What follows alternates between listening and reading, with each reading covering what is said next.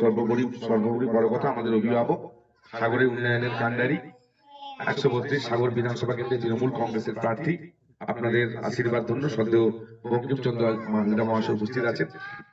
আমাদের বুথ সভাপতি সুব্রত উপস্থিত আছে, আমার সঙ্গে একই সঙ্গে কলেজে রাজনীতি করছে গুরুপদ, তার স্ত্রী মেম্বার উপস্থিত আছেন, এছাড়াও মমিন, আমার শামসুলদা সবাই উপস্থিত আছেন, ইয়াসিনদা সবাই উপস্থিত আছেন। সবাইকে যথাযোগ্য সম্মান জানাই। বিগত একটা সময় একটা যে অপ্রীতিকর পরিস্থিতি তৈরি হয়েছিল আমাদের সদ্য বিধায়ক মহাশয়ের সঙ্গে এবং আপনাদের সঙ্গে, সেটা অবশ্যই অবসানের লক্ষ্যে আপনারাও সচেষ্ট হয়েছেন। বিধায়ক মহাশয় সেখান থেকে ফিরে গিয়েও পরের দিন সবাইকে নিয়ে, যারা যারা এখান থেকে গেছিল সবাইকে নিয়ে বসে একটা ভুল বোঝাবুঝিটা কোন জায়গায় আছে সেটা থেকে বেরিয়ে আসার উনি চেষ্টা করেছেন, বুঝেছেন, আমরাও বলেছি। সর্বোপরি বড় কথা, আমরা আপনাদের কাছে আবেদন জানাই, ভুল বোঝাবুঝি থাকবে। আমি যদি সেদিনও ধরুন বঙ্কিমবাবু আপনাদের দুঘা মারতেন, তবু আগামী নির্বাচনের সামনে দাঁড়িয়ে বলি, এমন একটা সময় চলছে, একটা এর আগেও তো আমরা বহু রাজনীতি করেছি, সিপিএম ছিল, কংগ্রেস ছিল, তৃণমূল ছিল, একটা দল এসছে যে ভারতবর্ষে সাম্প্রদায়িক সম্প্রীতিকে ধ্বংস করতে চাইছে এবং এসআইআর এর নাম করে আজকে যে বৈধ ভোটার বাপ ঠাকুরদার আমল থেকে যে সংখ্যালঘু পরিবার এই ভারতবর্ষে আছে, তারা তো পাকিস্তানে যখন ভাগ হয়েছিল পাকিস্তানে চলে যেতে পারতেন, কিন্তু না, ভারতবর্ষ আমার দেশ, আমার, তাই ভেবে আমরা যারা থেকেছি এই মোদী তাদের সরিয়ে দেওয়ার জন্য যে চক্রান্ত করছে তার বিরুদ্ধে রুখে দাঁড়াতে হবে। প্রত্যেক নির্বাচনে এসে সব জায়গা থেকে ঘুরে আসার পরও এই জায়গা থেকে যখন মোটরসাইকেলে পাশ করে মনটা ঘুরিয়ে যায় যে এখানে বিজেপি সাম্প্রদায়িক দলের একটা পতাকা থাকে না, টোটাল তৃণমূলের পতাকায় ভর্তি থাকে। আপনাদের কাছে আবেদন জানাবো, রাগ, দুঃখ, ক্ষোভ, হিংসা, খেলার মাঠ, হ্যাঁ পলিথিন চেয়েছিলে পলিথিন পায়নি, অনেকে হয়তো যুবক ভাতা অ্যাপ্লাই করেছেন এখনো পর্যন্ত পাননি, অনেক মায়েদের বার্ধক্য ভাতার দরকার ছিল পাননি, এসব দূরে সরিয়ে রাখুন। আমরা একটা অসম্ভব সংকটের মধ্যে আছি। আজকে যদি প্রতিহিংসা পরায়ণ হয়ে বিজেপির কেউ দালালি করতে গিয়ে একটা ঘা আপনার উপর মারে, সেই ঘা গিয়ে আমাদের উপর পড়বে। তাই আপনাদের সকলের কাছে আবেদন, হিন্দু মুসলিম সিপিএম কংগ্রেস বহু থাকবে, আমাদের এক এবং একমাত্র লক্ষ্য বিজেপিকে এই এলাকা থেকে, এই সাগর থেকে বঙ্কিমচন্দ্র হাজরার নেতৃত্বে উৎখাত করবো, এটা আমাদের লক্ষ্য। আজকে মমতা বন্দ্যোপাধ্যায় মুখ্যমন্ত্রী, আমাদের বাবুকে এই কে ভেবেছিল এরকম একটা বিচ্ছিন্ন দ্বীপ এখান থেকে মন্ত্রী করবে বঙ্কিম বাবুকে, ধুতি পাঞ্জাবি পড়ে যায় বঙ্কিম বাবুকে মন্ত্রী করবে, কিন্তু মমতা বন্দ্যোপাধ্যায় করেছে। বঙ্কিম বাবু দিনের পর দিন আপিল করেছেন, দিদি গঙ্গাসাগর সেতুটা হবে না, গঙ্গাসাগর সেতু দেখুন না, বহুবার বকেছেন। তারপরে আমরা দিনের আলোর মতো কি দেখলাম, 1700 কোটি টাকা ব্যয়ে গঙ্গাসাগর সেতু মমতা বন্দ্যোপাধ্যায় উপহার দিয়ে গেছেন। আজকের বিচ্ছিন্ন সাগরদ্বীপবাসী আমরা গঙ্গাসাগর সেতু পেয়েছি, আর আহাম্মকের দল নামখানা থেকে এসে বলছে, সেদিন নাকি বলেছে যে ভাওতা দিচ্ছে। আপনারা যারা ফ্যাসিল দিয়ে যান, যারা বাবা কাকারা এলএনটি কাজ আরম্ভ করে দিয়েছে, এলএনটি কোম্পানি, এবং সেদিন বঙ্কিমবাবু সামনে বসে জমি অধিগ্রহণ হলো, যা জমি অধিগ্রহণ হয়ে গেছে কাজ করার জন্য আরো 10 বিঘা জায়গা নেবে, যেখানে বড় বড় পিলার তৈরি হবে, বক্স তৈরি হবে, 10 বিঘা জায়গা নেবে, তার জন্য মিটিংও হয়ে গেল। সেই জায়গায় দাঁড়িয়েছে বলছে গঙ্গাসাগর সেতু হবে না। আর কিছু আহাম্মকের দল শুভেন্দু অধিকারী এসেছিল, বলছে এখানে গঙ্গাসাগর সেতু হবে না। আমাদের সাগরের কিছু লোক হাততালি মারছে, বারে আমরা গঙ্গাসাগর সেতু চাইবো আর তোরা যাতে বন্ধ হয়ে যায় তার জন্য হাততালি মারছে। আপনাদের কাছে আবেদন, রাগ, দুঃখ, ক্ষোভ, হিংসা যাই থাকুক, বিগত নির্বাচনে আমরা দেখেছি মমিন জমিন সুজাতা পাশ দিয়ে পাস হলে তো কোনো কথা নেই, দাঁড় করিয়ে দেবে, অমুক ঘরটা গন্ডগোল হচ্ছে, অমুক গন্ডগোল হচ্ছে, সুজাতার 4 দোকান আছে যমুনা খালিতে, এরা আনসার টানসার সবাই যে আন্তরিকতার সঙ্গে ভোটটা পার করে, জানো এই কিছু হয়ে গেল।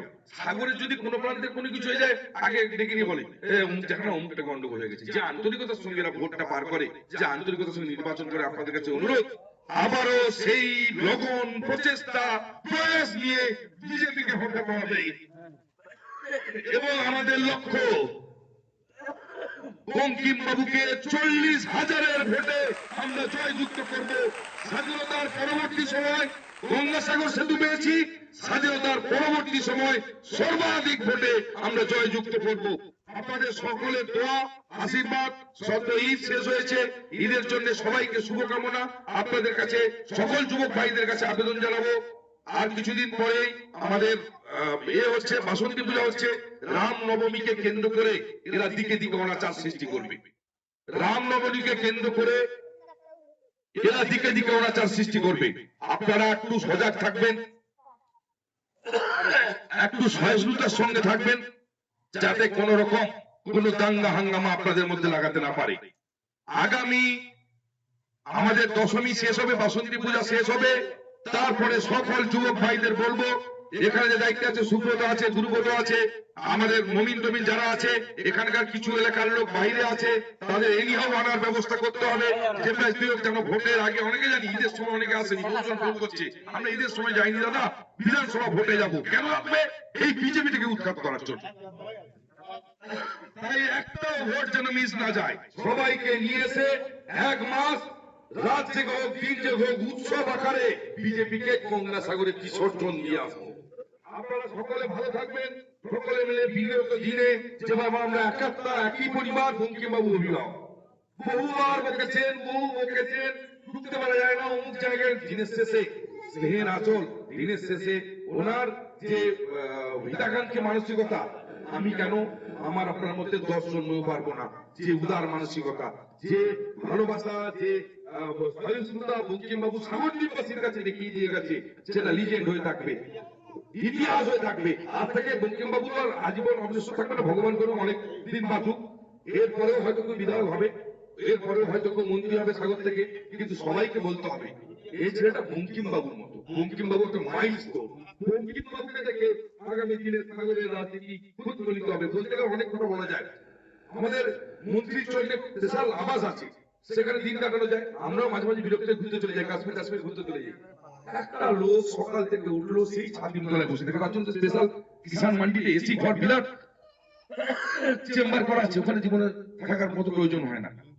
যখন ঝড় বৃষ্টি হয়, পাশে কোনো মতে বহু কষ্ট করে জেঠিমা টেঠিমা একাকার বিরক্ত, তুমি রাজনীতি করো, কি হয়েছে, আমার মেয়েরা এ করে একটা ছোট একটা ঘর করবো, একটা ছোট ঘর করেছে, কিন্তু সেই টালির চালের ঘরে এসি না চালিয়ে এই গরমে শুয়ে থাকবে।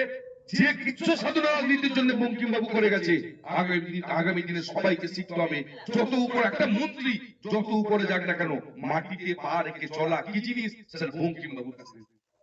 আপনাদের কাছে আবেদন, কোন ক্ষোভ দুঃখ রাগ হিংসা ভুলে গিয়ে এই তৃণমূল কংগ্রেস পরিবারকে একাত্ম করে বিজেপি নামক সাম্প্রদায়িক দলটাকে সাগর ছাড়া করব, বাংলা ছাড়া করব, এই অঙ্গীকার সবাই মিলে ভালো থাকবেন।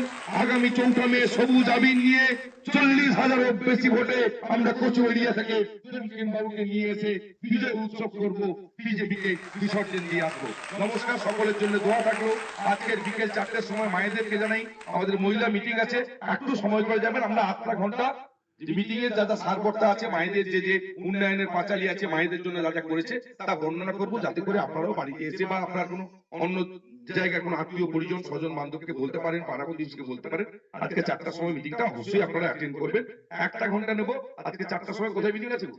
লক্ষ্মী মোড়ে মিটিং আছে। আপনাদের কাছে অনুরোধ করলাম একটু সময় করে যাবেন, আমরা বেশি সময় নষ্ট করবো না। আপনারা সকলে ভালো থাকবেন, বঙ্কিমবাবুকে জয়যুক্ত দিন।